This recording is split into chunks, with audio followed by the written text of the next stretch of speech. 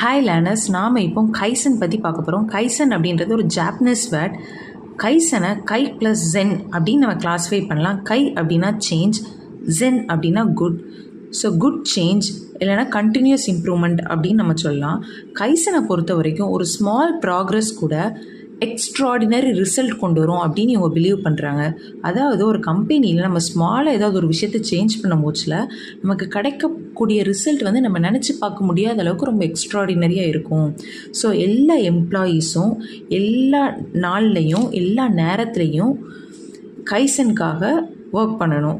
So kaizen வந்து எதுக்காக ஒரு கம்பெனியில் இன்ட்ரடியூஸ் பண்ணுறாங்க? மெயின் ப்ராடக்டோட டிஃபெக்டை லோவர் பண்ணுறதுக்கு, வேஸ்டேஜை எலிமினேட் பண்ணுறதுக்கு, ப்ரொடக்டிவிட்டி இன்னும் கொஞ்சம் இன்க்ரீஸ் பண்ணுறதுக்கு, அண்ட் ஒர்க்கரை இன்னும் கொஞ்சம் மோட்டிவேட்டடாக ஒர்க் பண்ண வைக்கிறதுக்கு, ஒர்க்கரை அக்கௌண்டபிலிட்டி ஆக்குறதுக்கு, யார் யார் என்னென்ன விஷயத்துக்கு அக்கௌண்டபிளாக இருக்கிறாங்க அப்படின்றத சொல்கிறதுக்கு, அண்ட் இனோவேஷனை ப்ரமோட் பண்ணுறதுக்கு.